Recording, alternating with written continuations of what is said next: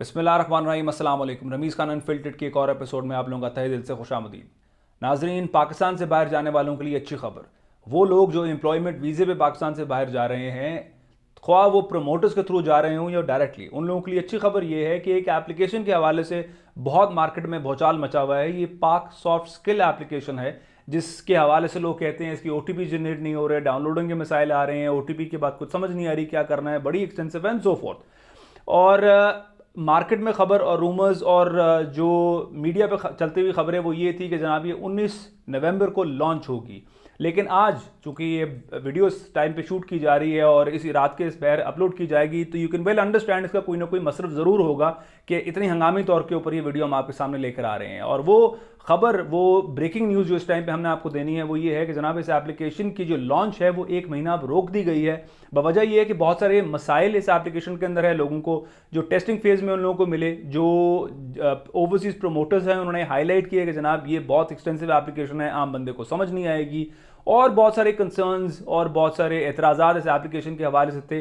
तो वो चीज़ों को मद्देनज़र रखते हुए कि जब तक सारे स्टेक होल्डर्स नहीं होते, ब्यूरो ऑफ इमिग्रेशन ने इसका लॉन्च अब 1 और महीने के लिए पोस्टपोन कर दिया। ये दूसरी बार इसका लॉन्च पोस्टपोन हो रहा है। तो अगर आप पाकिस्तान से बाहर जा रहे हैं और आपको ये एप्लीकेशन नहीं मिल रही, आप डाउनलोड नहीं कर पा रहे और उसका प्रोसेस नहीं थ्रू हो रहा, नॉट टू वरी, बिकॉज अब इस एप्लीकेशन की एज ऑफ नाउ कोई ज़रूरत नहीं है। जब मार्केट में आएगी, जब ये लाइव हो जाएगी, तब ये मैंडेटरी हो जाएगी। अभी इसकी सर्टिफिकेशन की ज़रूरत नहीं है।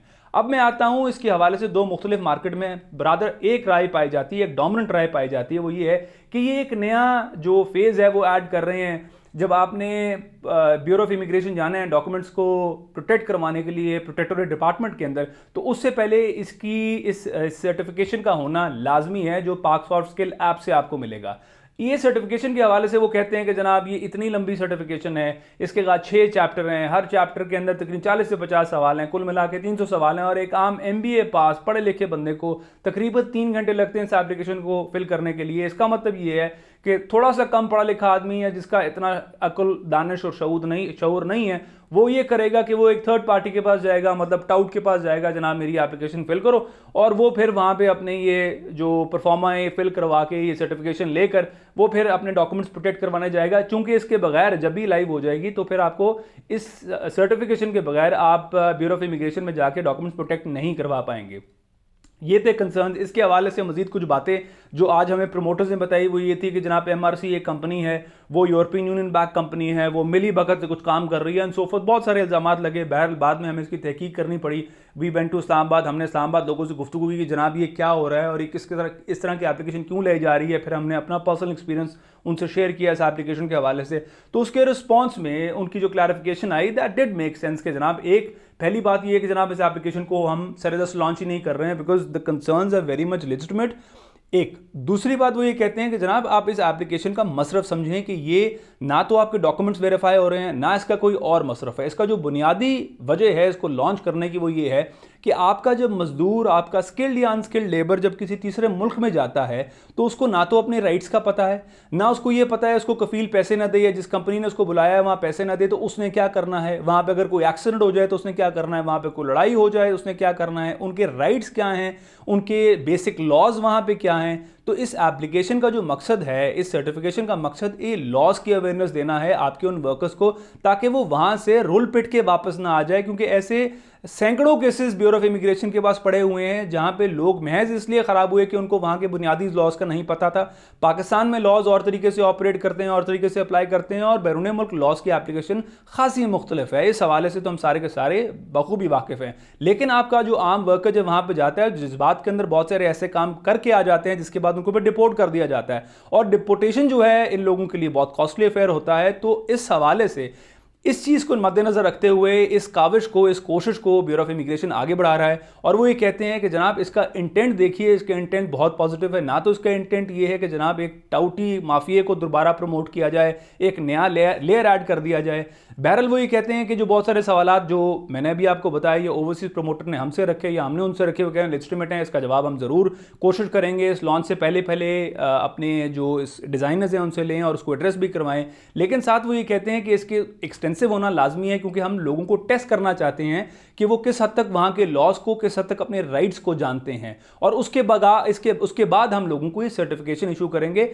ओवरऑल अगर आप लार्जर स्कीम ऑफ थिंग्स में देखें तो एक अच्छा इंटेंट है। लोगों का सवाल ये है कि जनाब ये इंटेंट है, अच्छा तो है, लेकिन जब इसकी एप्लीकेशन होगी तो फिर एक नया दरवाज़ा खुल जाएगा लोगों की खराबी के लिए और खजल ख्वारी के लिए। तो ये तो again this will be for the time to tell, लेकिन अभी तक जो अफसरान कह रहे हैं वो उनकी जो ख्वाहिश है, वो जो बकौल उनकी काविश है, वो यही है कि जनाब लोगों की आसानी हो इसके तहत और लोगों को एजुकेट किया जाए। अब आते हैं दूसरी, मतलब ये तो एक ब्रेकिंग न्यूज़ देनी थी, दूसरी जो अभी 2 से 3 रोज़ कबल आपने देखा जी, मोहसिन नकवी साहब लाहौर एयरपोर्ट पे गए, एक ऐसे शख्स को रोका जो पाकिस्तान से बाहर जा रहा था, उसके पास लाइसेंस मौजूद नहीं था। तो इस पर उन्होंने अपने FIA के अफसर को शाबाश दी कि तुमने एक अच्छा बंदा पकड़ा है और ये वहाँ पे स्लिप हो जाना था और ये ह्यूमन स्मगलिंग से पाकिस्तान को बदनाम करना था एंड सो फोर्थ। एक बड़ी लंबी चौड़ी कहानी FIA को थपकी देने के लिए दी गई।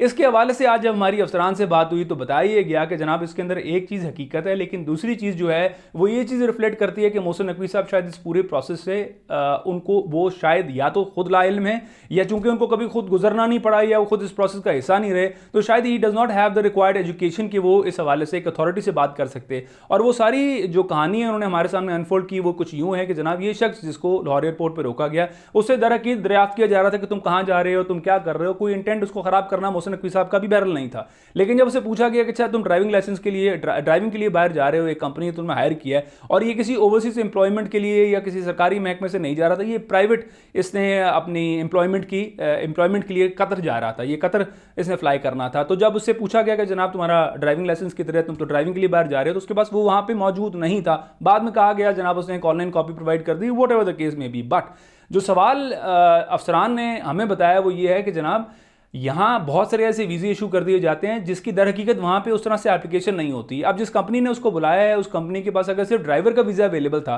तो अभी उस कंपनी की रिस्पॉन्सिबिलिटी है कि इस बंदे को बगैर ड्राइविंग लाइसेंस के बुला क्यों लिया, ये वो जाने, ये वो बंदा जाने। This is between the employer and the employ.